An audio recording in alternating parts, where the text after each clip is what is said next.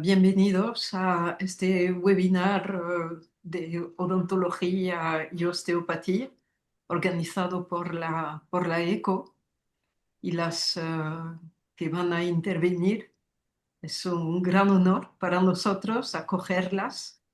La doctora Carla Ferrer, la doctora Teresa Flores y Rosa Cabratosa, osteópata. Ellas mismas se irán presentando rápidamente antes de tratar su tema. Esta reunión está grabada por fines de comunicación y podéis ir poniendo, si tenéis preguntas, escribirlas en el chat y las contestaremos al final. Muchas gracias y podemos empezar. Muy bien, pues voy a empezar yo. Soy Carla Ferrer, soy odontóloga, posturóloga, estudiante de osteopatía en la ECO también. Y bueno, el objetivo de este webinar es hacer una conexión, ¿no?, entre la odontología y la osteopatía, explicaros cómo podemos hacer esta conexión, por qué se produce. Y bueno, os quería yo introducir pues a un nivel pues más a nivel de neuroanatomía, eh, y os quería presentar el trigémino como nexo de unión entre estas dos disciplinas, ¿no? ¿Qué tal se ve ahí? ¿Se ve todo bien? Sí, Carla. Perfecto. Pues empiezo entonces. Como explicaba, el trigémino, conexión oral y postural, el nexo entre la odontología y la osteopatía, como pues a nivel de la transducción de la información que nos da el trigémino del sistema estomatognático y cómo lo vamos a relacionar con la postura tónica general. Primero os quería hacer un poquito un recordatorio sobre la anatomía del trigémino. Deciros pues que el trigémino es el quinto par craneal que emerge de la cara lateral del puente mediante dos raíces, una sensitiva y una motora. Cruza hacia el peñasco del temporal, donde existe el ganglio trigeminal o de Gasser. Ahí están los cuerpos de las neuronas sensitivas, excepto las propioceptivas. Esto es importante y lo remarcaremos luego también. Luego se divide en tres ramas sensitivas principales. V1, el oftálmico, sale por la fisura orbitaria superior y inerva toda la parte del tercio superior de la cabeza, frente, cuero cabelludo, globo ocular, párpado superior, mucosa nasal, el seno paranasal. Luego tenemos el V2 o nervio maxilar, que emerge por el agujero redondo mayor, inerva el tercio medio, es decir, piel y párpado inferior, mejilla, labio superior, ala nasal, mucosa nasal, paladar, dientes y encías superiores. Y por último, el V3 o nervio mandibular, que emerge por el foramen oval. Ahí se unen la rama sensitiva y la rama motora y inerva pues, los músculos de la masticación, también el tensor del tímpano, el miloioideo, el vientre anterior del digástrico y toda la zona sensitiva de la piel de la zona temporal, mandibular, labio inferior, mentón, dientes, encías inferiores, la articulación temporomandibular y también los dos tercios anteriores de la lengua. Y a destacar sobre todo esa inervación que muchas veces pues no tenemos en cuenta, pero hay ramas meníngeas que inervan la dura madre en la fosa craneal anterior y media. La dura madre también es inervada adicionalmente pues, por el nervio vago y los nervios cervicales superiores. Bueno, y entonces, ¿qué es la propiocepción? ¿Qué es esta información que el trigémino envía? Esta información propioceptiva, un poquito nos centraremos en ello. La propiocepción es un sentido que permite al cerebro conocer la posición exacta y el movimiento de las partes del cuerpo sin estar mirándolas, sin mirarlas constantemente, ¿no?, sin usar la vista, y constituye un pilar fundamental en el sistema tónico postural, que ahora os explicaré. A decir que esta sensibilidad propioceptiva de la cara y de la cavidad oral se deriva exclusivamente de este sistema sensorial trigeminal. Por eso es tan importante. ¿Y qué es este sistema tónico postural? Es el sistema mediante el cual regula regulamos el equilibrio y el movimiento de una forma autónoma y automática y permite una adaptación postural para un rendimiento físico óptimo. ¿Cómo se logra este equilibrio? Pues intervienen múltiples órganos interconectados y receptores sensoriales, vestibulares, táctiles, estomatognáticos, pero también internos, viscerales. Toda esta información es llevada a los centros superiores, donde la integran, la ordenan y envían una respuesta adecuada a estos estímulos. Suele ser una respuesta motora. Cuando las interferencias o problemas son menores, hay una capacidad de adaptación de este sistema, pero hasta cierto punto, ¿no? Luego hay unas consecuencias cuando ya no podemos adaptarnos, y entonces es cuando encontramos esas manifestaciones clínicas.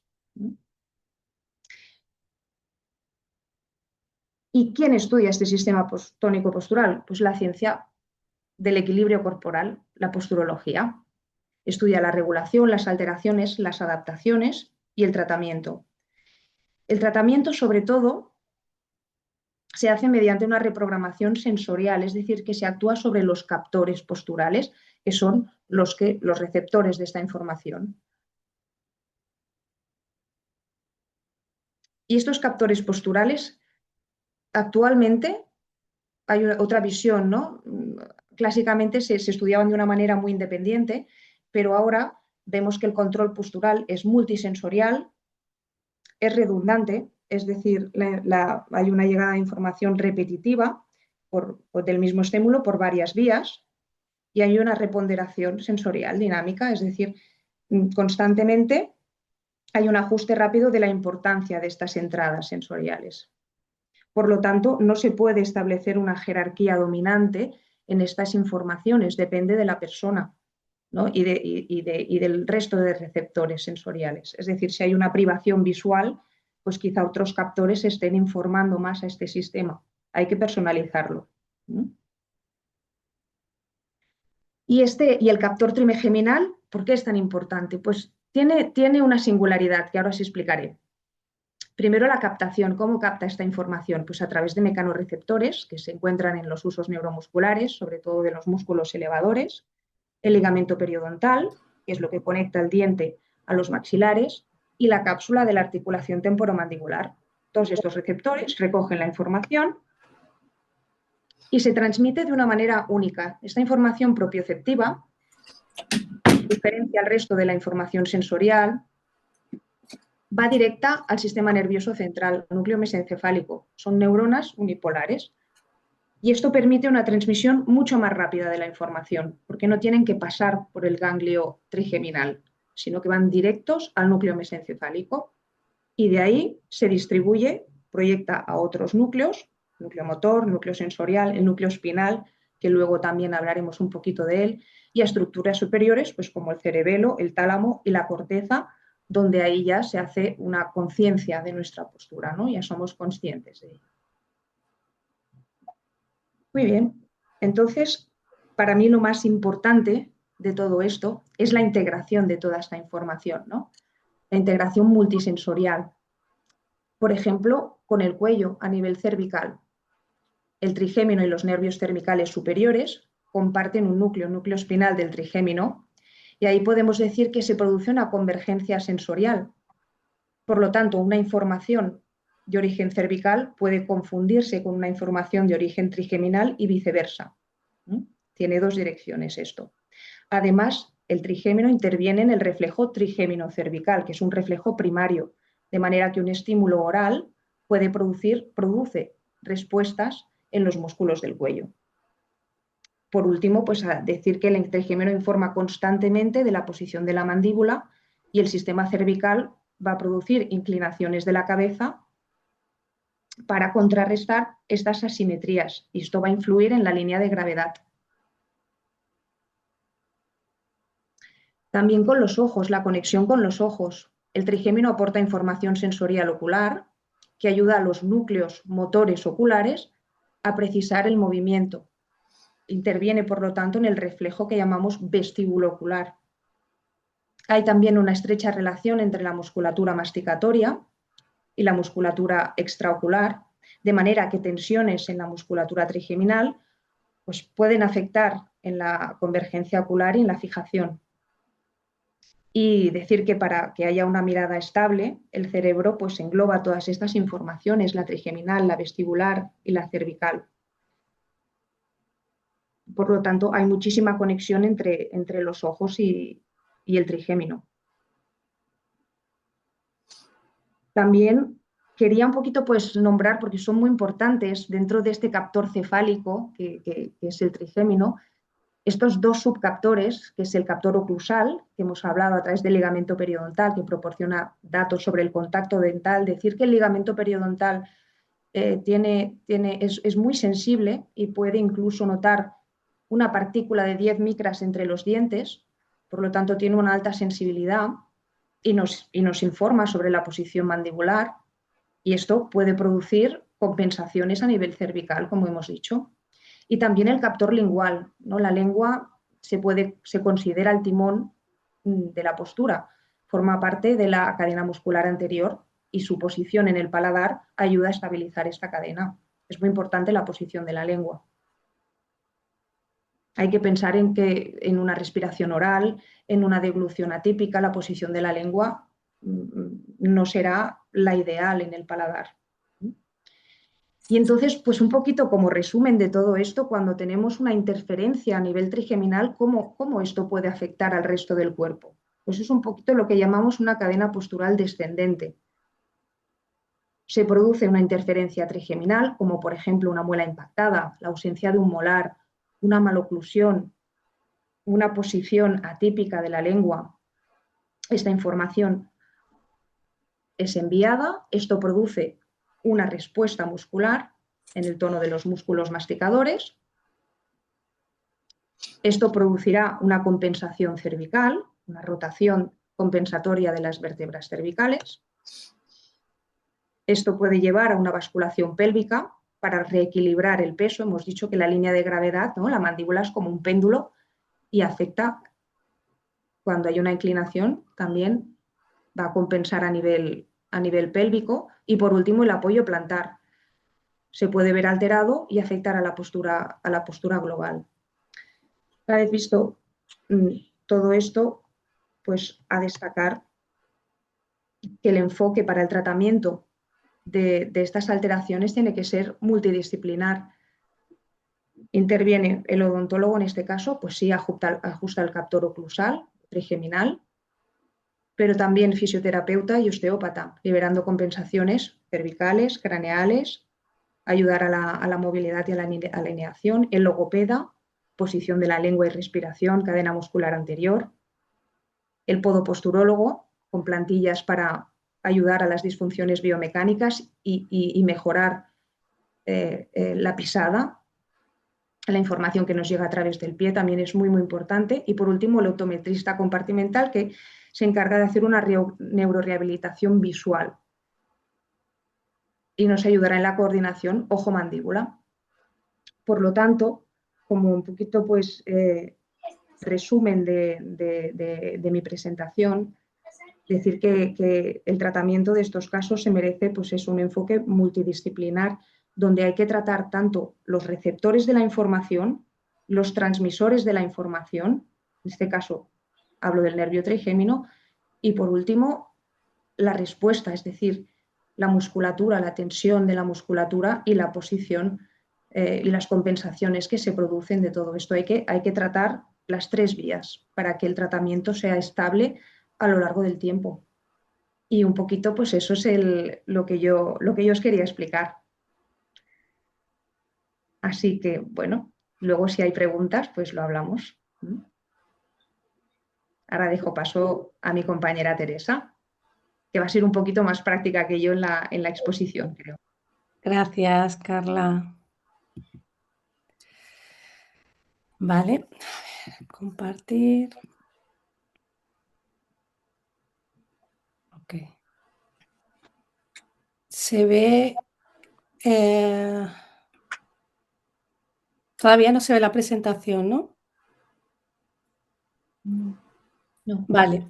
Bueno, en primer lugar, agradecer a todas las personas que han venido a poder escuchar este webinar y, por supuesto, a la escuela por dejarnos este espacio a los odontólogos de expresión para poder hablar también un poco de una mirada más amplia de la boca que no solamente sesgada a lo que normalmente estamos acostumbrados a ver.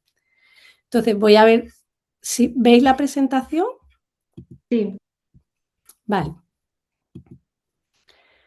Como yo no veo, si hay alguna cosa me decís, ¿vale? Porfa. Entonces, si nosotros desde una mirada odontológica vemos esta boca, podemos observar que evidentemente, bueno, pues que hay un problema dental y podemos tener una mirada más o menos reducida si, por ejemplo, solamente miramos los dientes o ampliamos un poquito la mirada mirando pues, la función oral de este paciente, interposición lingual, ¿no? Podemos hablar del diagnóstico, de si hay una buena forma, no, qué planteamiento podemos dar, pues si un planteamiento más ortodóncico, más ortopédico, y podemos ampliar un poco más la mirada, ¿no?, a todo el tema funcional. Pues si hay una buena lengua, si está en reposo, si el sellado labial es óptimo, la deglución, la masticación o incluso la respiración de este paciente. Pero, ¿qué pasaríamos si ampliásemos un poco más la mirada y no hiciéramos una mirada solamente reducida a la parte oral? Y viéramos que esa boca no es solamente una parte de la expresión de la persona, sino que es parte de la globalidad de la expresión de esa persona. Entonces, un cuerpo tiende a colocarse, a compensarse, a posicionarse y esa boca es el resultado final del propio desarrollo de ese cuerpo y es la mejor mordida que ese cuerpo ha sido capaz de desarrollar para su vida, para sus funciones, para su dinámica. Y entonces podemos empezar a ver no esa boca desde un punto de vista localizado, sino como formando parte de una globalidad. Entonces, veríamos esa postura o esa maloclusión como algo visible de cómo un sistema ha sabido regularse. Pero en esa parte visible hay muchas otras partes que no se ven, que interaccionan entre ellas.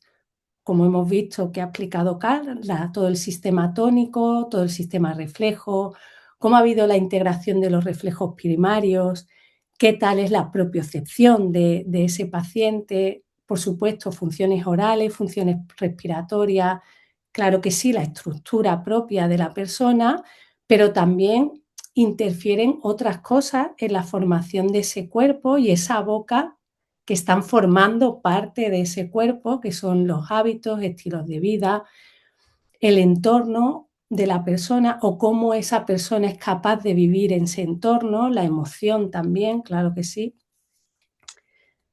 Entonces, empezamos a pensar y a ver la oclusión de otra manera, es decir, la oclusión es como una expresión local de una organización global. En ella convergen, además de la estructura, pues funciones, propiocepción, toda la regulación neuromuscular, el control postural, entre otras cosas como hemos visto.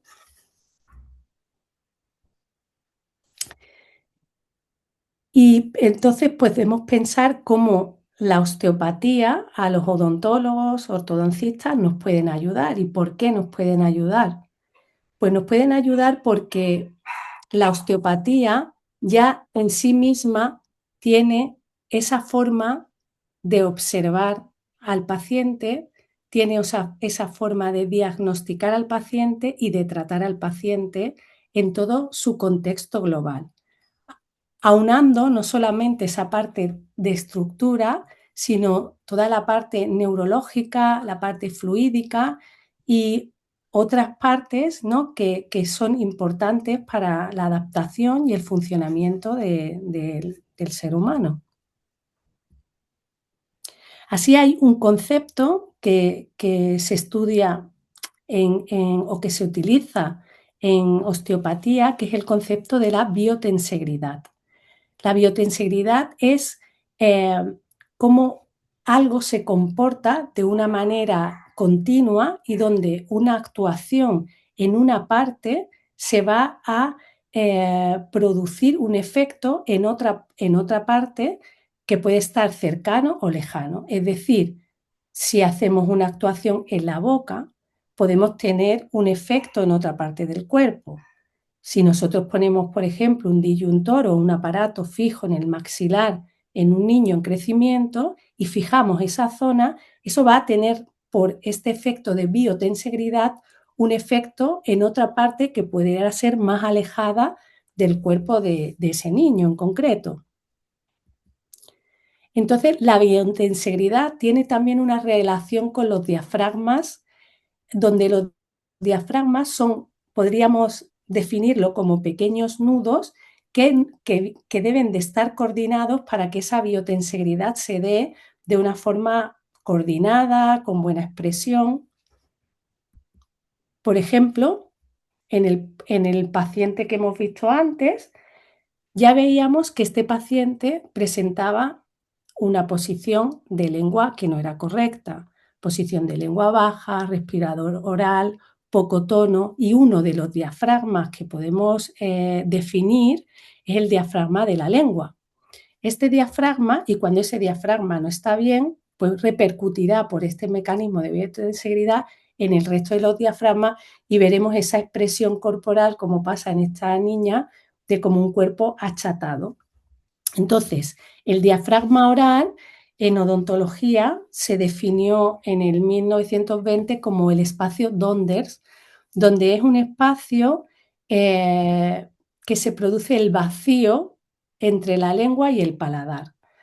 Para que eso se produzca, primero la lengua tiene que tener una movilidad, no está limitada, por ejemplo, por el frenillo lingual, y en la bóveda palatina tiene que tener una forma que pueda adaptar bien esa lengua, porque se tiene que producir como un espacio de vacío para que la lengua se posicione en su situación ideal, de manera que no cree un gasto energético, sino como un vacío.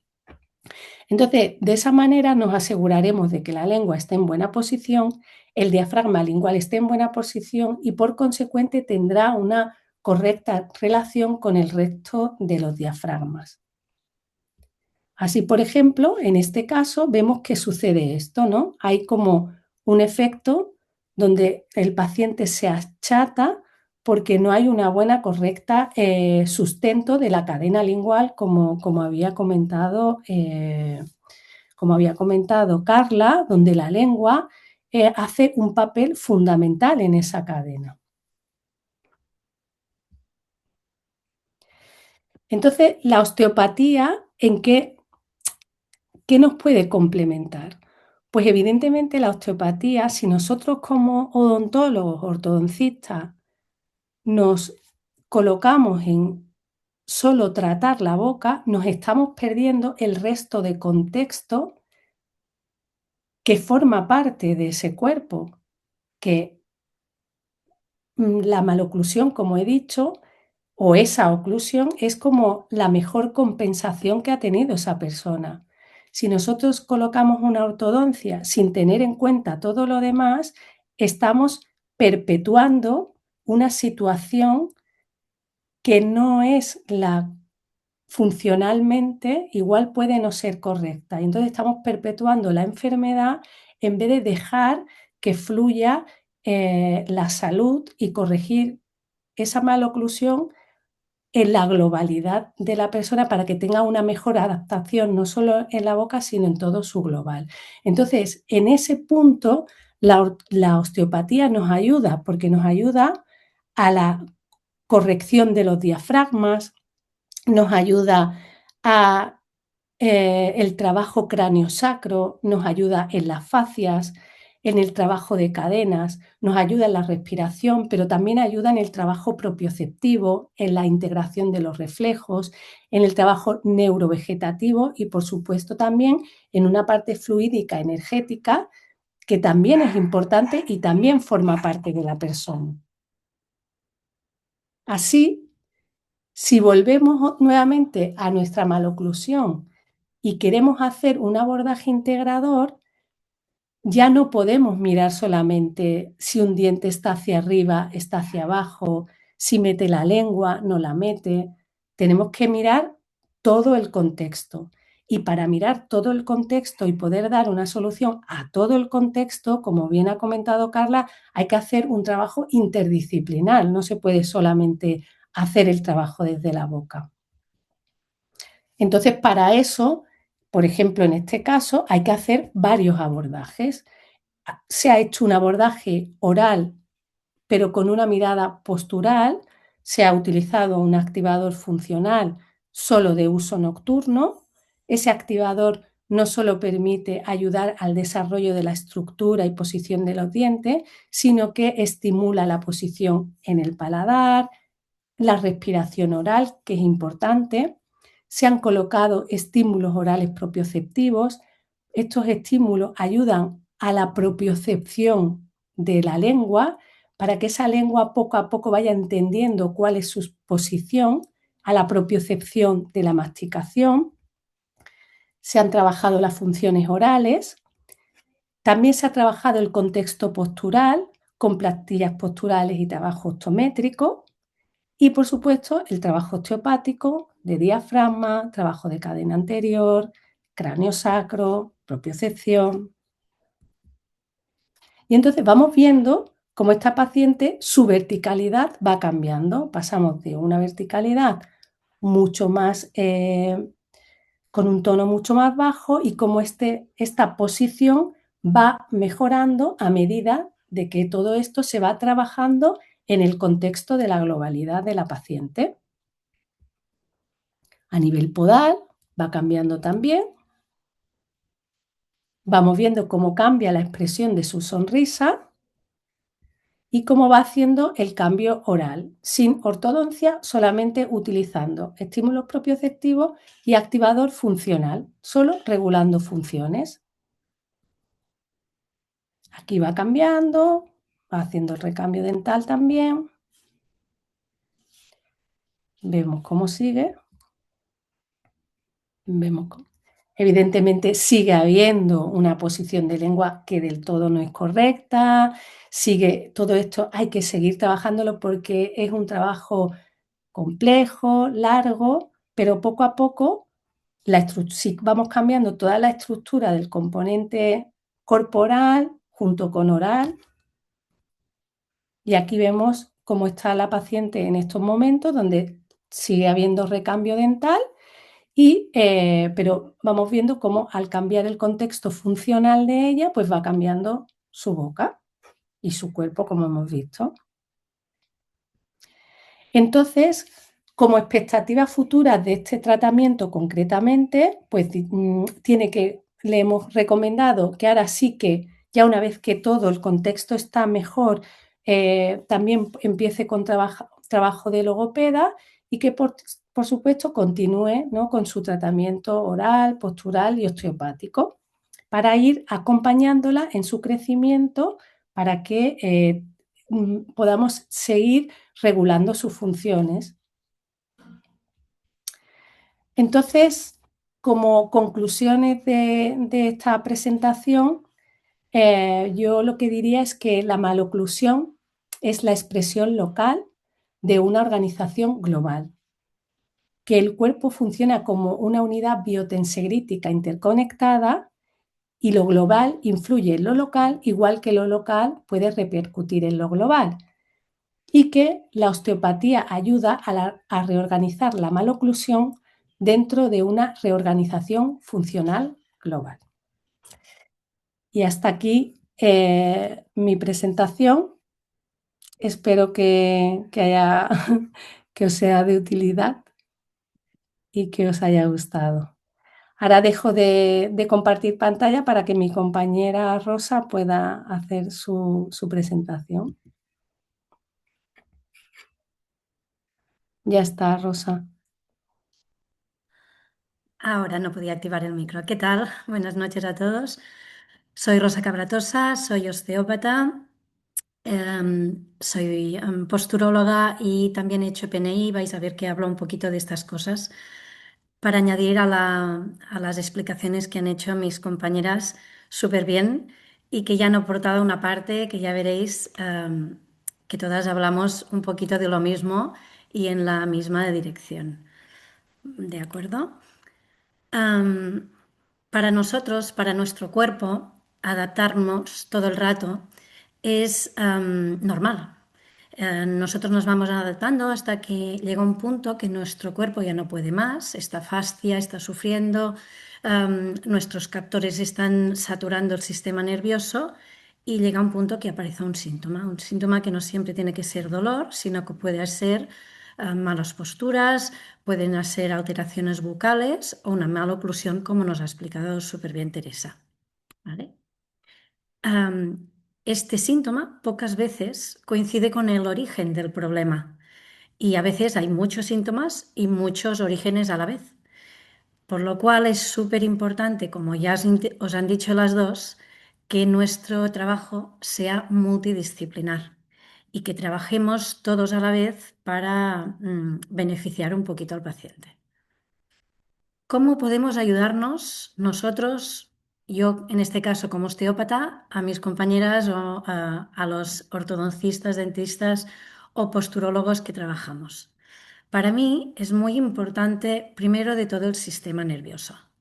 Porque cuando un sistema está muy estresado, muy saturado, como hemos dicho, muy lleno de información por todas partes, a veces, si nosotros le damos más estímulos, aunque sea para mejorar, este cuerpo no va a poder adaptarse más. Y lo que tenemos que bajar es el sistema nervioso simpático y activar el parasimpático ventral para que nos ayude a adaptarnos un poco mejor. A nivel de osteopatía, ¿cómo podemos hacer esto?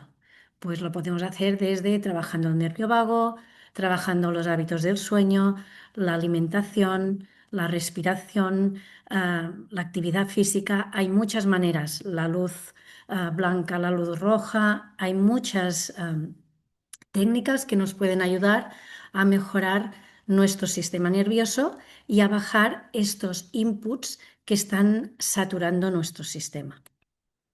La segunda de las cosas para mí principal es como hegemonía primaria es la respiración. Nosotros podemos estar sin comer bastantes días, unos más que otros, evidentemente, y podemos estar 2 o 3 días sin beber, pero si intentamos no respirar durante un buen rato, vamos a tener un problema. Con lo cual, tenemos que dar mucha importancia a nuestra respiración, ya que respirar por la boca es igual como comer por la nariz. Y yo creo que nos va a gustar mucho comer los espaguetis por la nariz, igual que a nuestro cuerpo no le funciona el respirar por la boca. Y no le funciona porque está boicoteando muchos sistemas vitales y está dando un exceso de información al sistema nervioso simpático, por ejemplo, a nivel del sistema inmunológico. En la nariz nosotros tenemos unas barreras naturales que permiten frenar muchos impulsos, bacterias, virus, irritaciones que por la boca no están presentes.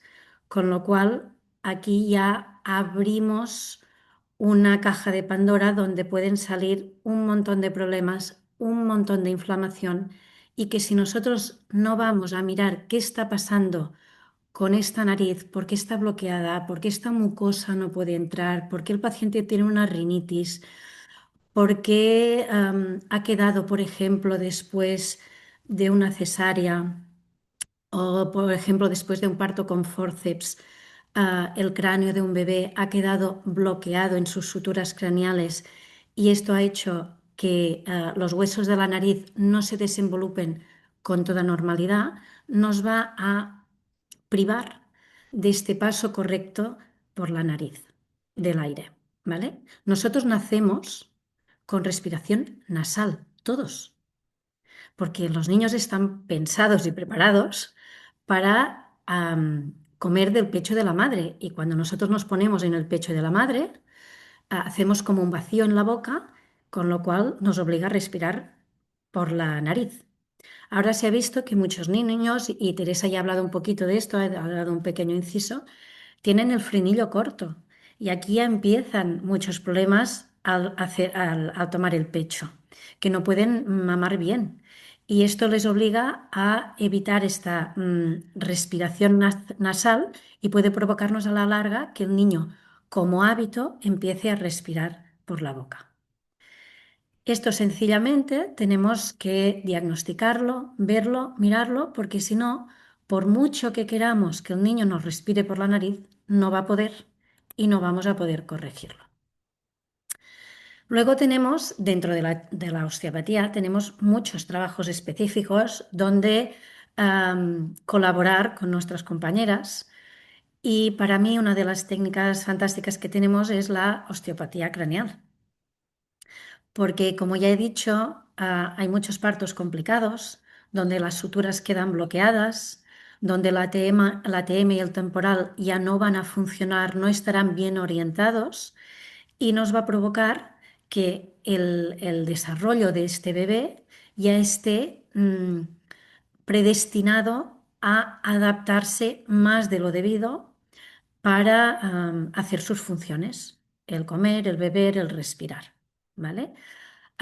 Sobre todo a nivel de la articulación temporocigomática, para los osteópatas es una articulación muy importante de orientación de todo el temporal y de la mandíbula, que ya sabéis que cuelga directamente del temporal. Otro punto muy importante a la hora de trabajar, como ya ha adelantado también Teresa, es el trabajo del paladar. Un paladar que está ojival, que los odontólogos y los ortodoncistas tenéis mucho trabajo para abrirlos muchas veces con técnicas lo más respetuosas posibles, porque si no, luego aún perjudicamos más al sistema. Si nosotros trabajamos a nivel osteopático con técnicas craneales sobre este paladar, podemos hacer un acompañamiento dulce, facilitador de estos complejos nocturnos que podéis poner, estos aparatos nocturnos que podéis poner vosotros, y nosotros de vez en cuando dar pequeños estímulos de liberación a nivel óseo. La parte muy, muy importante que trabajamos también en osteopatía es asegurar la movilidad del ATM y de toda la unidad cráneo-mandibular, que nosotros entendemos la unidad cráneo-mandibular de toda la parte del ATM, temporal, mandíbula, pero también occipital, C1, C2, C3 y hasta helioides. Si aquí no hay un buen trabajo local, no hay una buena movilización a la que queramos adaptar toda esta zona al resto de la postura que haremos después, también nos va a ser muy difícil. Trabajar la mecánica masticatoria, súper importante en nuestros pacientes, es una cosa que hacemos de manera sin darnos cuenta. ¿Cuántos pacientes yo he preguntado, ¿por dónde masticas? Ni idea. Por un lado, por el otro, les dices, mueve la boca hacia la derecha. No saben dónde está la derecha en su boca. Se tienen que mirar a un espejo. No hay propiocepción. Es una zona que nosotros la utilizamos mecánicamente para comer, pero a nivel propioceptivo no tenemos esta facilidad como de mover la mano o un pie, que lo vemos perfectamente. Y Carla nos ha explicado muy bien, a través del trigémino, lo importante que es toda esta información para nuestro cerebro y para que estas articulaciones y el resto del cuerpo trabajen bien. Y luego, una de las cosas muy importantes es facilitar todo el trabajo mecánico de las zonas que se van haciendo rígidas a medida que nuestros compañeros van cambiando cosas o estructuras en el paciente. ¿Y a qué me refiero con esto? Hay muchos pacientes que vienen que si nosotros hacemos un tratamiento a la vez con nuestros compañeros, nos dirán, desde que me apretó un poco los brackets o desde que me hizo esta pequeña intervención, me duele la cabeza o tengo más rigidez cervical. Si nosotros podemos actuar rápido a cambiar estas pequeñas adaptaciones, a flexibilizar esta zona, a hacer que aquel músculo se relaje, esta pequeña adaptación va a ser muy pequeña, lo que decíamos, y va a ser momentánea. Si esto lo dejamos, el cuerpo va a adaptar, pero a la larga va a salir un síntoma más lejos que nosotros no vamos a poder o no vamos a saber relacionar y aquello nos va a poder provocar, por ejemplo, una deformidad en la rodilla o en el pie o en la columna o en la pelvis. ¿Vale? Si nosotros actuamos de manera conjunta, a la par, al mismo tiempo, vamos a reducirle muchísimo al paciente muchos problemas y a nuestros compañeros mucho trabajo. Otra cosa de la que ya hemos hablado, pero que es súper importante, es la posición de la lengua.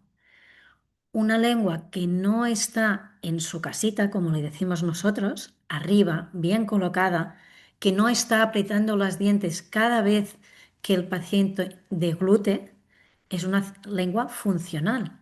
Si no, el ortodoncista va a poner una sonrisa perfecta en los dientes, pero si la deglución no es correcta y que la hacemos unas 2000 veces al día, si nosotros 2000 veces al día estamos empujando con la lengua nuestros dientes, aquellos dientes se van a volver a mover y el paciente se va a desesperar y nosotros también, porque no estamos haciendo una adaptación permanente, sino que hemos cambiado una cosa estructural, pero no la hemos integrado correctamente. Por eso también la importancia de un trabajo con logopedas.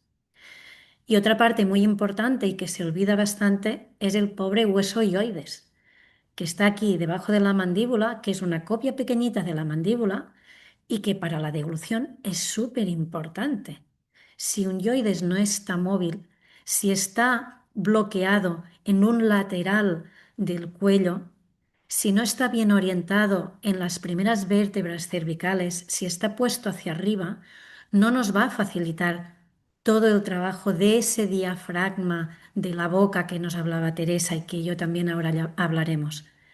Nos va a limitar toda esta expresión, cosa que va a hacer que toda esta tensión pase a otro sitio del cuerpo. Otro pequeño, y he puesto este músculo solo para dar una pequeña pincelada hay un musculito que a mí me gusta mucho, que he hablado de él muchas veces, y es el homoioideo. Es un músculo muy pequeño, pero que relaciona directamente el yoides con la escápula. ¿Y cuántas veces hemos hablado de la postura de, por ejemplo, de un respirador bucal o de un niño con una mala oclusión, con una falta de sellado anterior de la boca, una mordida abierta? Que se le van los hombros hacia adelante y se le cae toda la estructura hacia adelante, una cadena anterior. Pero es que si este homoioideo está traccionando del ioides, está haciendo trabajar mal el ioides o el ioides está en una mala posición que tracciona de este homoioideo, nos va a curvar toda esta postura. Y es una manera muy fácil de que veamos la relación directa con un solo musculito muy pequeño y que parece nada, cómo nos estira de la lengua, de la mandíbula, del ioides, toda la cintura escapular hacia adelante. Y luego iremos bajando al resto de estructura, porque como ya hemos hablado, tenemos los diafragmas. Hay los tres primarios, que son los que conocemos todos y en los cuales hay una relación directa entre la posición de la lengua y el suelo pélvico. Y se ha visto perfectamente que trabajando el suelo pélvico con una buena posición de la lengua, una posición correcta, ese suelo pélvico tonifica mucho más, trabaja mucho mejor y se reeduca mucho más fácil. Y luego relacionarlos con el resto de los diafragmas, desde el pie, la pelvis, y el cerebelo a nivel de toda la información neurológica y propioceptiva. Es súper importante que tengamos en cuenta cómo nos ha enseñado Teresa con la imagen de que se iba achatando la niña a medida que la fascia, que la musculatura iba tirando, traccionando hacia abajo, o cómo podía volver hacia arriba otra vez a medida que su estructura iba mejorando a nivel de boca, a nivel de respiración, a nivel de suelo pélvico. ¿Vale? Todo esto nos facilita que cambie nuestra postura tanto a nivel frontal, sagital, de rotación y de posición de nuestra cabeza y de nuestra respiración. Si lo probáis y os ponéis hacia adelante e intentáis respirar por la nariz, vais a ver que os va a costar mucho más que estar colocados hacia atrás y con la espalda erguida. Es una cuestión simplemente de energía. ¿Y nuestro cuerpo qué hace? Lo que hace es copia y se queda con la ley del mínimo esfuerzo. Si yo le doy la opción de tener las cosas fáciles, de que mantener la lengua arriba no le cueste energía, de que respirar por la nariz no le cueste energía y de que nuestro tono postural esté con un gasto mínimo posible de energía, él lo va a integrar y se va a quedar aquí. Mucho más que una postura anterior caída que a él le va a costar a su cadena posterior un esfuerzo increíble para mantener aquello durante todo el día. ¿Vale? Por tanto, ¿qué ventajas tenemos cuando hacemos un trabajo conjunto? Pues nosotros podemos minimizar la aparición de los síntomas adversos que van apareciendo con los tratamientos de nuestros compañeros, sea el podólogo, sea el ortodoncista, sea el optometrista. Acortar los periodos de las fases de ortodoncia, por ejemplo, porque si nosotros flexibilizamos este cráneo, cuando ellas pongan estimuladores nocturnos o diurnos o lo que sea, aquello va a ser mucho más rápido, la respuesta va a llegar mucho más rápido a través de los canales neurológicos que nos hablaba Carla. Mejorar la postura y la gestión mecánica, hidráulica y visceral. Súper importante. Si nosotros tenemos una cadena anterior tirada hacia adelante, comprimida, nuestro sistema digestivo no va a funcionar, nuestro sistema hidráulico, linfático, venoso no va a funcionar y nuestro suelo pélvico va a ser un desastre. Con lo cual, si nosotros subimos para arriba, mejoramos la postura, mejoramos los estímulos, nos va a mejorar muchísimo la energía, la funcionalidad del sistema nervioso autónomo y sobre todo, que también es súper importante, el estado emocional del paciente, porque el paciente se va a sentir cuidado, se va a sentir escuchado y acompañado por los diferentes profesionales. ¿Vale? Y para concluir, para mí, lo más importante de esta charla es el trabajo multidisciplinar que gracias a que podemos hacerlo nuestros pacientes mejoran más rápido y de una manera más feliz. Muchas gracias. Muchas gracias a las tres. Entonces he ido recogiendo preguntas que ahora os voy a presentar. Hay primero unas preguntas para Teresa. En el caso que has presentado, Teresa, ¿qué se ha utilizado? ¿Un disyuntor, un activador de noche? Un activador funcional, solo de uso nocturno. No ha llevado ortodoncia mecánica como tal. Ok. Otra pregunta para Teresa. ¿En qué momento se coloca la ortodoncia o cuál es el momento ideal para colocar la ortodoncia? Hay dos personas que preguntan esto. Vale. Realmente depende de cada persona en su situación en la que esté, pero sí que es verdad que el, nosotros llamamos síndrome de deficiencia postural, suele estar asociado al síndrome de deficiencia oral, que suele dar una maloclusión, porque suele estar asociado a una mala función y a una baja propiocepción. Entonces, desde mi punto de vista, normalmente es interesante trabajar primero, especialmente a un paciente infantil, que yo trabajo mucho con niños, ese tratamiento en globalidad que aumente la propiocepción del paciente y la función para luego hacer más un cambio más estructural. Esa es mi manera como de trabajar. Gracias. A ti. Para Carla, la ortodoncia puede afectar al nervio trigémino y en este caso, ¿cuál sería el mecanismo? Claro, la ortodoncia al final estamos moviendo estructuras donde el nervio trigémino, pues es, la inervación se encarga el nervio trigémino, con lo cual cuando hacemos movimientos en los dientes y también si es una ortodoncia donde, por ejemplo, se abre la sutura palatina, pues sí, claro, toda esta información la va a llevar el trigémino.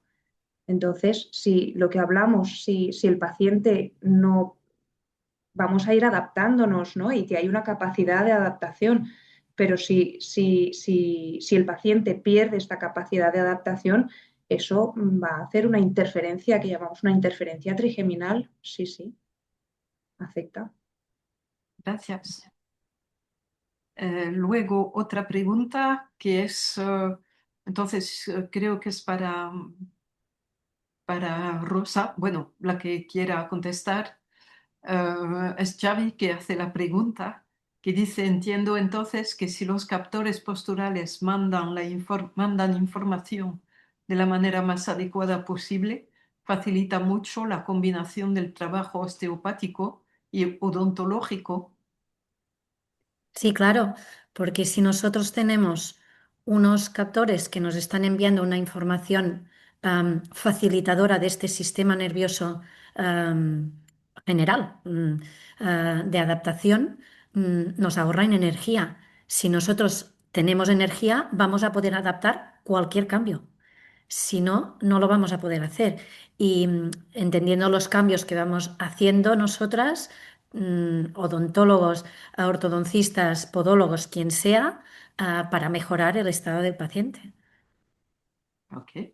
¿Y en qué momento debe intervenir el trabajo del logopeda? Si queréis, contesto yo. Para mí, yo primero intento liberar totalmente todas las vías aéreas para que el paciente pueda respirar por la nariz. Porque muchas veces cuando haces esto, con un pequeño estímulo de posición y unas pequeñas indicaciones, la lengua realmente va a su sitio.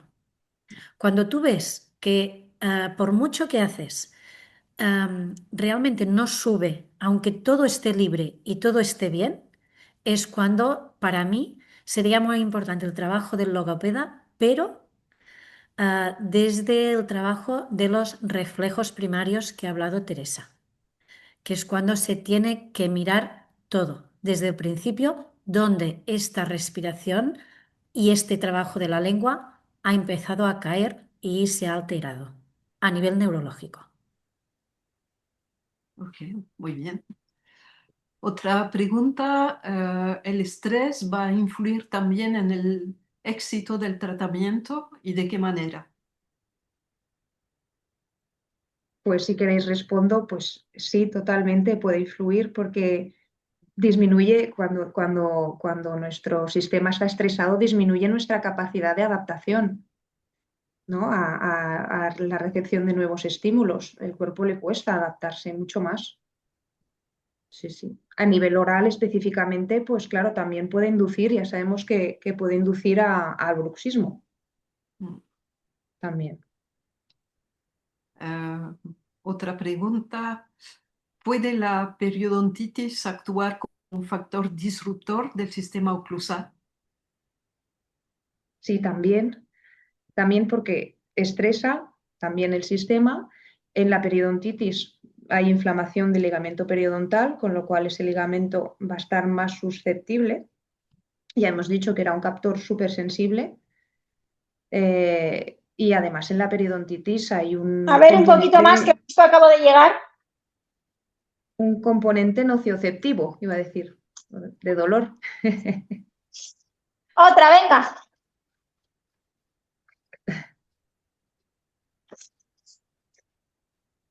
¿Se le puede quitar el sonido? Ajá. Igual lo tenemos. Hay una pregunta, un saludo para Teresa desde Colombia también. Gracias. Luego, otra pregunta, pero creo que Teresa has contestado ya qué tipo de activador llevó el niño del caso, pero lo has contestado. ¿Qué más? A ver. Una pregunta que dice si podéis hablar brevemente del impacto de un whiplash en la postura y la necesidad de resolver esta situación traumática, ya sea física, química o emocional. Brevemente quizás va a ser complicado, pero Sí, brevemente va a ser muy complicado porque un whiplash nos afecta en todos los sentidos, claro, pero evidentemente toda la afectación de la dura madre, de la memoria de la dura madre, que se sitúa desde el frontal hasta el sacro y va a hacer una retracción, con lo cual el problema que vamos a tener es que nos va a impedir aún más esta Muy bien, mi adaptación, amor. porque el problema que vamos a tener Vale. es que habrá una sensación de compresión normalmente cuando son whiplash en flexión, que nos va a facilitar aún más esta posición que decíamos de cadena anterior, de la lengua hacia abajo, de la Vale. devolución, todo esto. perdón, Rosa, un Sí, segundo. Lucía López, ¿me escuchas? Por favor, cierra tu micro. Gracias. gracias. Pues esto decía que, y si es un whiplash químico o es un whiplash emocional, es exactamente lo mismo. Se van a bloquear los diafragmas, se van a bloquear todas las vías posibles de adaptación de este paciente. Con lo cual, primero tendríamos que tratar la movilidad de esta zona de la dura madre y del cráneo. Gracias. Una pregunta un poco general, ¿qué importancia tienen los hábitos posturales durante el día y cómo se pueden mejorar? Bueno, a ver si queréis contestar, pero creo que habéis contestado mucho explicando lo que habéis explicado. Si queréis añadir, yo creo que lo que has presentado, Rosa, era bastante explícito en este ámbito. Mira, a nivel de la ergonomía, yo para los niños, especialmente para los niños, tener muy en cuenta el hábito de hoy en día de tanto móvil y esa posición en niños que están en crecimiento, ¿sabes? Ese hábito postural es antiergonómico total y creo que es una cosa que en general habría que poner mucho foco. Entre otras cosas, ¿sabes? Pero para mí un gran hábito actual en los niños sería ese, Yeah. entre muchas cosas. Sí, sí, sí, se prepara una, una postura en forma de C por Sí, el, sí. por el sofá y el uso del móvil o de los videojuegos. Entonces, otra pregunta, ¿el bruxismo se debe solamente a la posición de los dientes o se debe a otras causas? Hemos hablado del estrés. Del estrés, pero ahí pueden haber otras causas, que es muy importante, ¿no? El bruxismo al final es una manifestación ¿de qué? Pues hay que ver si hay malas digestiones, si hay un reflujo, eh, puede haber una maloclusión asociada o no, no tiene por qué. Hay personas que bruxan y tienen una oclusión fantástica de libro. Entonces hay que ver la causa del bruxismo. Pero el bruxismo es una manifestación de otra cosa que está ahí. Una respiración oral también induce al bruxismo, sobre todo nocturno. Parásitos también. Parásitos, sí, sí. O sea, en niños que bruxan, hay que ver si hay parásitos. Sí, sí. Tenemos que pensar también que la mandíbula es como un columpio que está sostenido y con el cual nosotros tenemos una capacidad de adaptación increíble, porque está libre, está suelta. Y cuando el sistema nervioso está saturado, muchas veces es nuestra válvula de escape, el hecho de apretar los dientes. Y esta es la manifestación que nos debería, o una de las manifestaciones que nos debería hacer saltar la alarma. ¿De qué?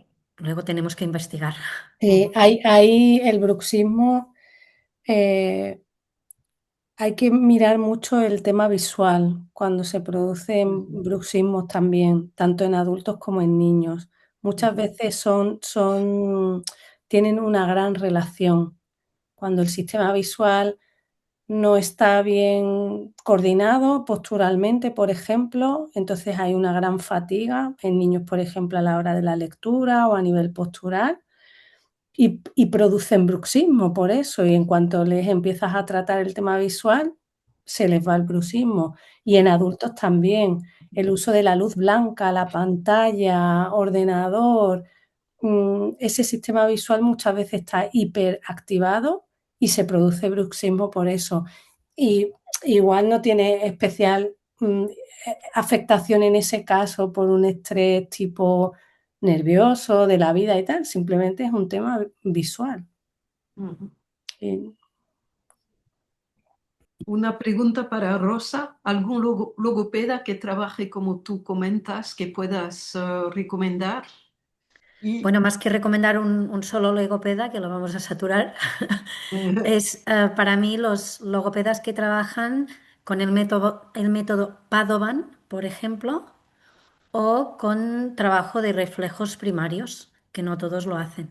Pero para mí es indispensable, a no ser que sea una cosa muy, muy, muy concreta que tú quieras trabajar de la lengua, para mí la visión esta global del Padovan o de los reflejos primarios, bueno, que el Padovan ya incluye los reflejos, para mí es indispensable. ¿Y es posible hacer cambios de respiración, de glución a cualquier edad? Sí, Pacientes adultos, creo que habéis contestado a esto. sí, sí. Am, una pregunta para los tres. ¿Qué os ha aportado a las tres los estudios de osteopatía para estructurar ese trabajo?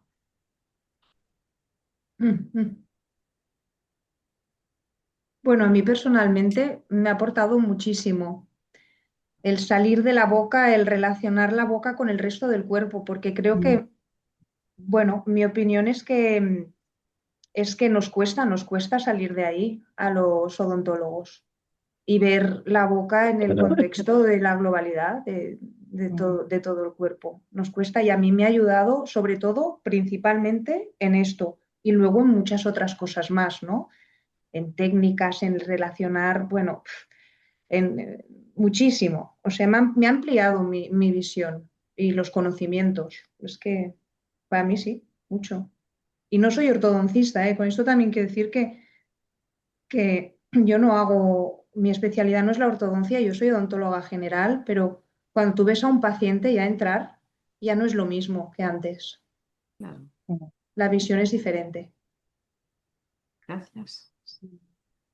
Eh, Yo empecé, yo perdón. empecé con ATM antes de con osteopatía. Yo era fisio y mi primo era dentista y me daba la vara todo el día con los problemas de la ATM. Y yo pensaba, ¿pero qué dices? Si a mí la ATM no me la han ni nombrado en la carrera de fisión, no me han dicho, es una pequeña articulación aquí que está aquí y tal. Y cuando empecé a trabajar sobre la ATM, vi que había un mundo después de la ATM y que la fisión no me aportaba nada. Con lo cual me fui también un poco por la relación con Xavi Bardina, que empezamos a trabajar los dos con la ATM, me fui hasta la osteopatía y allí empecé a ver un mundo. Y este, junto con la posturología, fue lo que me ayudó a poner cada cosa en su sitio. Esto y luego la parte de PNI, donde ya englobas toda la parte bioquímica y emocional para hacer un englobe. Y sigo, porque no vamos a parar nunca de aprender. Claro. Claro, Es que la osteopatía es infinita. Nos sí, hemos sí, metido en un mar, un engranaje. ¿sabes? Infinito.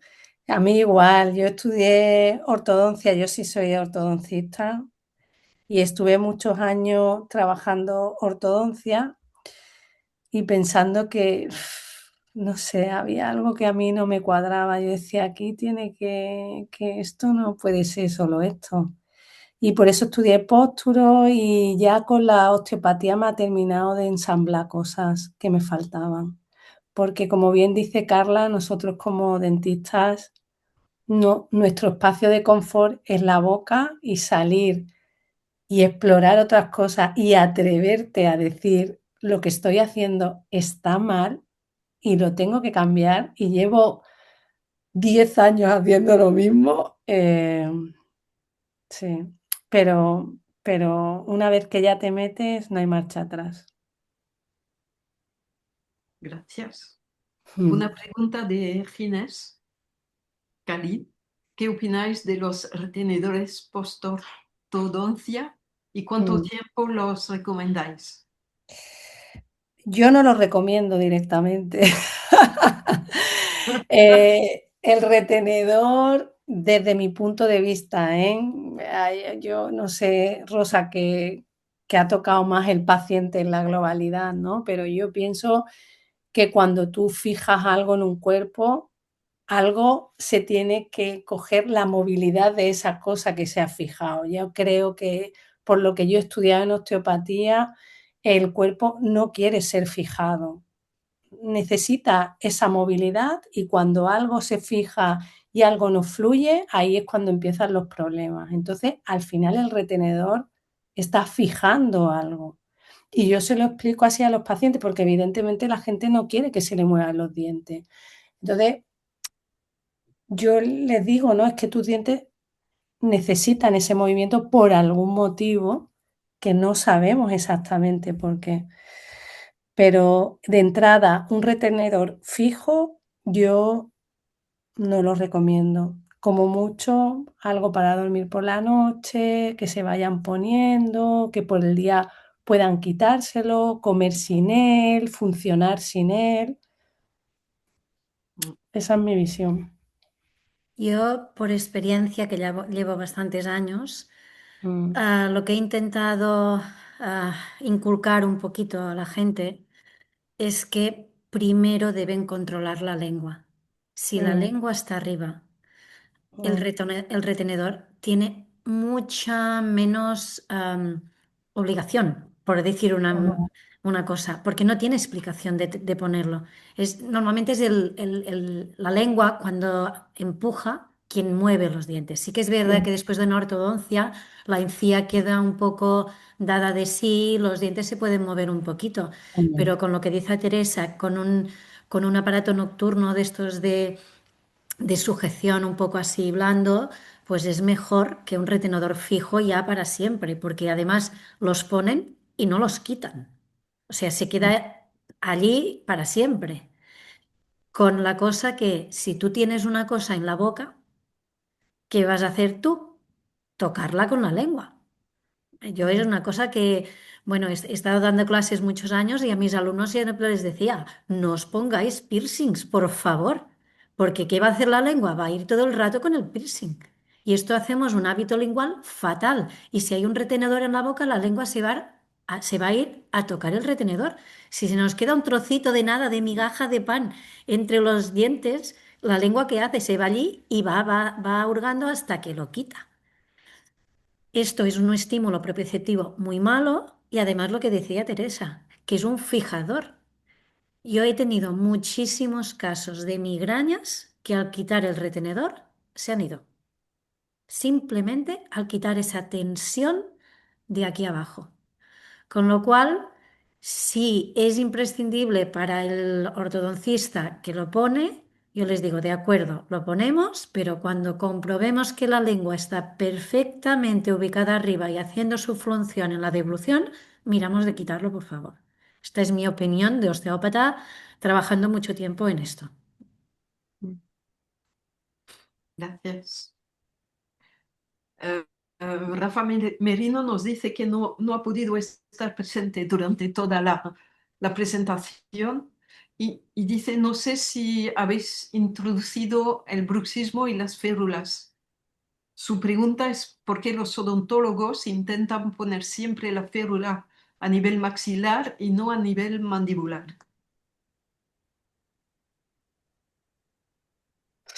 Mira, yo creo que es porque lo que nos han enseñado ¿sabes? No hay, o sea, en odontología no hay un concepto de que el maxilar tenga un movimiento, tal, no sé qué. Para nosotros, cuando aprendemos, es más sencillo, más estable para articularlo y para determinadas cosas, que luego da igual en realidad. O sea, la técnica para hacer una que para hacer otra, ¿no, Carla? Sí, No, sí. no creo que haya una diferencia, es simplemente porque es lo que te enseñan y ya está, creo yo, ¿no? Carla, no sé si... Sí, yo creo que es porque, bueno, como un poco decirlo por como se ha hecho siempre, ¿no? Es lo que te enseñan. Pero sí que es verdad que, por ejemplo, una férula, si ya hay una posición de lengua baja y además le metemos una férula en el maxilar superior, estamos quitando más espacio a la lengua para que se coloque en la zona palatina, ¿no? Mm, Va a ir más abajo, entonces cuidado también con eso. Al final una férula lo que nos hace es proteger los dientes, pero no va a eliminar el bruxismo, no va a eliminar la causa del bruxismo. Simplemente protegerá los dientes de fisuras, fracturas, desgaste. mm. Técnicamente sí que hay veces que no se puede hacer abajo, pero por una cuestión técnica de fabricación. Por ejemplo, un paciente con una clase 2 muy marcada, no le puedes, a nivel técnico, no puedes darle oclusión con una férula inferior, ¿sabes? Pero en realidad se podría hacer siempre, no hay una contraindicación real. Mm. Bueno, unos minutos más de preguntas que habíamos dicho más o menos unos 20 Vale. minutos y luego cerramos. Entonces, Rafa nos habla de los parásitos. Bueno, dice que en su época el bruxismo era por parásitos y ahora es por disbiosis. Mm. Bueno, eh, luego...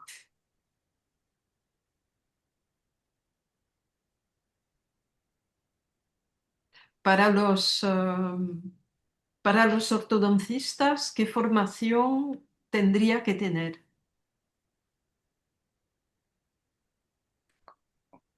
¿Cómo que qué formación debería de No, tener? Porque no, se no, apunten a la eco, hace osteopatía, no, no sé. no entiendo la pregunta. Claro, Lo que se siento. apunten a la eco. Saludos para Rosa, la mejor profe que tuvimos Oh, en Girona. muy bien, gracias. Creo que se llama Eva Manzano, era Gracias, la Eva. misma que preguntaba la pregunta Claro, anterior. no sé a qué se refiere. Luego, las amalgamas de mercurio funcionan como factores disruptores del sistema Mm, oclusal. Sí. sí, No solo del sistema oclusal, sino de todo el sistema sí. En nervioso y del general, sí, sí, trabajo del cerebro y todo. sí. Mm, Sí, sí, el mercurio es un desastre. mm. Es un desastre de salud que General. además General. Y además, disbiosis, intestino, todo.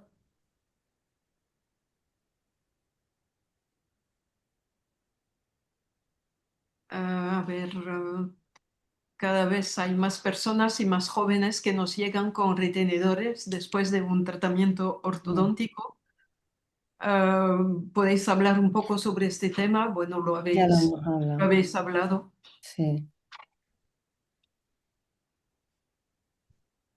Eh, ¿Cuál sería causa o consecuencia la alteración del sistema simpático parasimpático, exceso de sudoración, con estos cambios posturales y supraoclusión? ¿No he entendido? Yo no entiendo la pregunta. ¿Cuál sería la causa o la consecuencia? La alteración del sistema simpático parasimpático,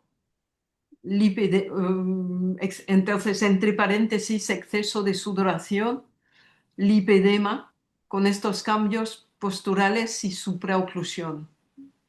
Yo tampoco entiendo bien la pregunta. No lo entiendo. No, Supraoclusión, no entiendo Una a qué clase yo se 2, creo que supongo que quieren decir. supraoclusión creo que quiere decir sobremordida, Sí, refiere. una Mordida. mordida. pero no sé a qué se refiere. Tendría que definir mejor la pregunta. Bueno, a ver si... Hombre, que normalmente hay relación, sí, porque una sobremordida suele tener una posición muy anterior. Si hay una posición anterior, es lo que decíamos antes, hay una compresión de todo el sistema linfático, de todo el sistema visceral, de todo el sistema vascular, con lo cual toda la parte hidráulica del sistema queda comprometida. No sé si se refiere a esto. Bueno, por lo menos has dado una respuesta. Joan Bañuls añade que el retenedor puede provocar hasta dolores a distancia, como Sí, sí, dolor de Sí. rodilla, por ejemplo. sí, sí. Ujú. Um, Xavi pregunta, ¿qué opináis sobre las intervenciones por anquiloglosia se hacen demasiadas? Va un poco por moda, ¿no, Rosa? ¿Qué te parece? Bueno, ahora está muy de moda, Sí, realmente es esto. Y con la idea de que se tienen que hacer muy temprano para que sean indoloras y tal, no dejan tampoco al niño una oportunidad de que se alargue la lengua de manera totalmente fisiológica con la función. Y a la mínima que el bebé no se agarra bien o hace Mm, pequeñas heridas en el pezón de la madre, ya lo primero que hacen es cortar. mm, Yo siempre hacemos un trabajo con compañeras, tenemos una compañera en la consulta especializada en eso y ella intenta primero trabajar el cráneo del mm, bebé, Claro. trabajar los mm, estímulos bien de deglución, la posición de la madre e incluso trabajamos con la microbiota mm, antes de, y si luego vemos que todo esto falla, mm, sí que hacemos valorarlo por unos especialistas que nosotros tenemos bastante, bueno, feedback con unos cuantos compañeros y ellos a veces nos los devuelven intactos. Nos dicen, no, no, esto se puede trabajar, se va a alargar y seguid con lo que hacíais, que esto mm. es fantástico. Sí. Genial. Mm. Entonces, vuelve la pregunta, perdón, que una otra quería contestar, ¿no? No, no, Ok. no. Entonces, la pregunta vuelve, ¿qué tipo de formación los odontólogos tienen que tener para que los podamos derivar y que tengan esta visión global? Vamos a ver, Dice, no sé si existen formaciones específicas o ya tienen que ser osteópatas. tienen que ser osteópatas, no Claro. puede ser de otra manera. Es, es una manera muy bonita de aprender el abordaje del cuerpo, bueno, no del cuerpo, del ser humano en general, ¿sabes? Y no es por vender la eco, ¿vale? Que también. Eh, te enseñan de una manera muy global y muy bonita porque no se limitan a la estructura y volvemos a caer en lo mismo, ¿sabes? Hay que ver a la persona desde muchas partes, no solo cómo funciona, cómo está esto, sino todo lo que le puede envolver a esa persona. Y la verdad es que la escuela de la ECO yo lo he podido vivir así y estoy muy contenta. Pero Gracias. claro, todos los dentistas que quieran animarse. Ah, una pregunta más. ¿El optometrista cómo podría comprobar el tema de la relación con la mandíbula? Ah, ¿Cómo Bueno, puede? Estos son test posturológicos que se sí. hacen dentro del curso de posturología, Mm, pero muchas veces lo que nos pasa a nosotros, como al menos a mí como osteópata, es que cuando estoy tratando a un paciente conjuntamente con el ortodoncista y el odontólogo, me viene el paciente luego y me dice, Jolín, le he puesto unos brackets o un disyuntor a mi hijo y 3 meses antes había ido al oculista. Me dijo que todo estaba bien. Le pongo el disyuntor y ahora viene el niño y no ve nada. Otra vez tengo que ir al oculista. Esto es una mm, muy buena manera de diagnosticar que se están haciendo unos cambios, porque a la que tocas la boca, tocas los ojos. mm, Y al revés, a la que tocas los ojos, puedes variar la boca. mm, Y con la posturología, la osteopatía, también damos, dentro de mm, las clases de osteopatía, se dan tests para relacionar todo esto. Yo creo que es una muy buena manera de saber cuándo llegar a uno o cuándo llegar al otro. mm. Hay un test concreto que es el Maddox. El Maddox, sí. El Maddox, el Maddox da una información sensorial y como el trigémino, la parte visual del trigémino es sensitiva, ahí sí que con ese test tú puedes, tocando en zonas, ¿no? Cuando nosotros ponemos los estímulos orales propioceptivos, eh, saturamos la información del sistema a nivel de cosas, ¿no? Nerviosas, por ejemplo, ponemos imágenes, ponemos sonidos para ver cómo eso va afectando para regular esos estímulos. Y entonces el Maddox postural, por ejemplo, es un elemento que ayuda al diagnóstico Y el test de convergencia ocular, que es muy fácil, también. también nos puede ayudar. Hay muchas veces que empiezas a hacerle el propio test visual al paciente y está Sí. con la boca así, Ujú. dices, Sí, sí. a ver, puedes estarte quietecito con la boca y no saben. O No sea, saben, no saben. pierden el seguimiento ocular, lo pierden porque necesitan reclutar el trigémino, la parte oral y facial, y Otros el facial captores. también, claro. Sí, sí. O que simplemente haces el test de convergencia con la boca abierta o lo haces apretando los dientes Y y te uno lo cambia. pueden hacer y el otro no lo pueden hacer. Sí, sí. De hecho, el canino, no sé si tú lo has comprobado, Rosa, pero el canino es un diente que tiene mucha relación con el Ujú. captor visual. Cuando hay un canino cruzado, normalmente el ojo se suele ir. Ujú. Y cuando lo sacan ya. Sí, sí. una pregunta un poco larga será la última. Eh, Vale. ¿Por dónde empezar? Primero tratamiento osteopático, luego oftálmico y odontológico y después logopédico. Cuando trabajas con ALPS y Ujú. Sí, necesitas esos son los estímulos Alps. orales. plantillas o prismas, ¿qué recomendáis? ¿O cuál es la Depende. experiencia mejor del orden de tratamiento? ¿O contempláis kinesiología para saber el orden en el abordaje? No.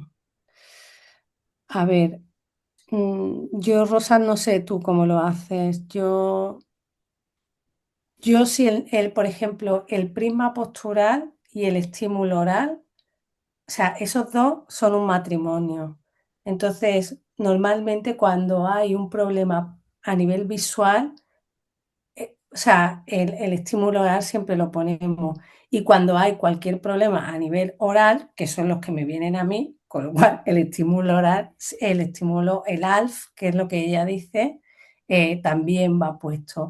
Y en la mayoría de los casos también necesitan ser complementados con plantillas posturales. Es que el trabajo postural es global. O sea, desde mi punto de vista, no se puede hacer un trabajo postural solo con prisma. O sea, que a lo mejor hay alguien que yo que sé, que una cosa sola se le puede, pero normalmente se trabajan en la globalidad. No hay una cosa tan prima, bueno, a lo mejor alguna vez, pero normalmente está todo ligado. No sé, eso así Claro, es lo que al veo final, yo.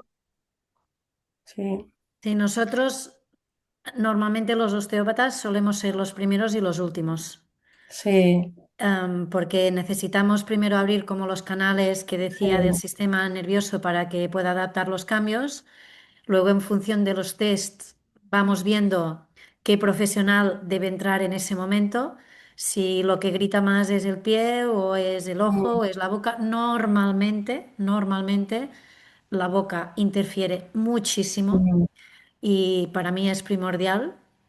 Sí que es verdad que el ojo también, porque si no, no mm, dirigimos al pie, pero sí sí, que es verdad que la boca interfiere mucho y cuando ya lo tenemos todo arreglado nos lo vuelven a enviar a osteopatía para que coordinemos o que dejemos el sistema otra vez a tope para poder integrar toda la nueva información. Más o mm, menos trabajamos así. mm, Ok. Entonces, muchas gracias a vosotras. Ha sido muy interesante y creo que las personas que han asistido estarán contentas. Va a existir una grabación que seguramente podremos difundir. Y por otra parte, si lo sentimos, no hemos contestado a ciertas preguntas, podéis enviar un correo a la escuela, a la ECO, y se os contestará con mucha, dando las gracias. Así que creo que ahora vamos a cerrar.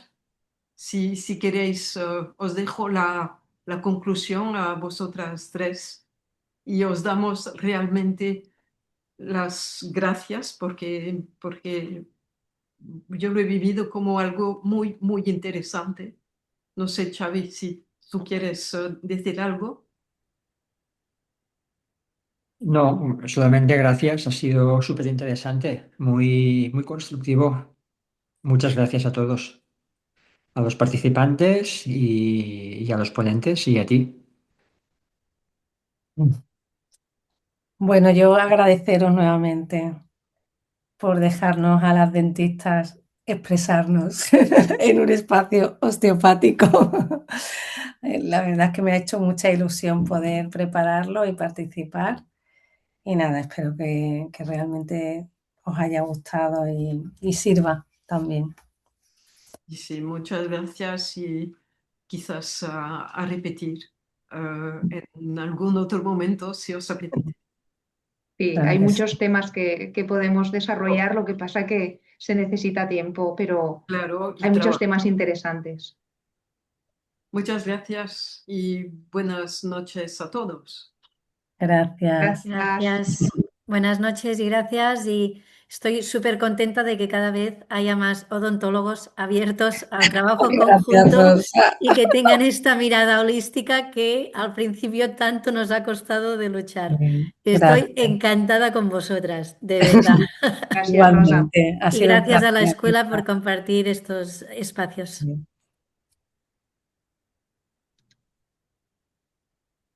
Cerramos, ¿no?